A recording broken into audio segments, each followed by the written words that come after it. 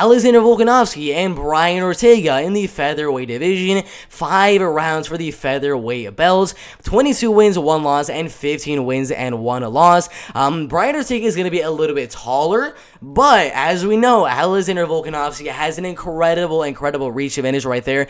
The volume of both guys is very even. If you go on to the UFC stats right here, let's see if I can find it. Alexander Volkanovski lands 6 strikes per minute inside the UFC, lands way more accuracy in his fights, and he takes a lot less punishment. Now, it's very inflated by the numbers in the Max Holloway fight for Brian Ortega, but what I'm trying to get at here is Alexander Volkanovski is just a much better striker than Brian Ortega. In the early rounds of first and second, he's going to be attacking that leg, he's going to be jabbing 1-2 and attacking the leg kick, whether inside or outside, is very devastating. He's going to be doing those jabs to the body, the jabs up to the face, the 1-2s. Brian Ortega's main way of winning is closing the distance and looking to wrestle and grapple. That's the main way I see him winning.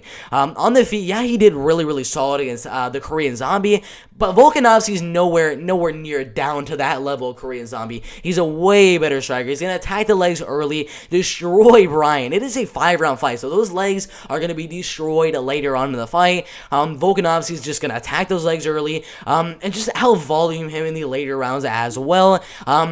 Against Max Holloway, we've seen the statistics. I mean, there's that discussion that Max Holloway might have won the fight, but the first round and the second round is where I do think that.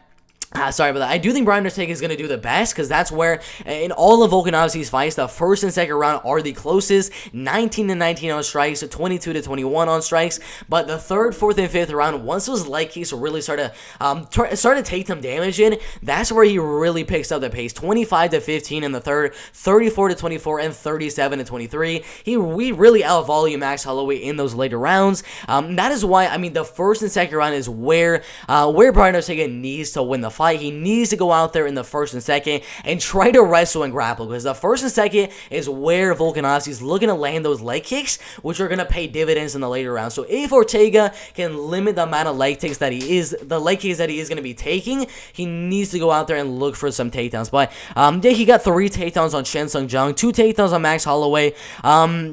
Let's see, I don't even see it. 1 takedown on Mike De La Torre right there, but his wrestling has looked pretty decent recently, but Volkanovski has amazing takedown defense. Only been taken down 3 times by Chad Mendes, who's a way better wrestler than Brian Ortega, and he was only controlled for 45 seconds. So I don't see the wrestling coming into play from either guy. Volkanovski's takedown defense, it's just too good. The leg kicks in the early rounds, I think it will make the fights very close in the first and second, but the third, fourth, and fifth, as those leg kick dividends start to pay in, Alexander Volkanovski will win those later rounds as well, and win the fight by unanimous decision. Really good fight in the featherweight division right there.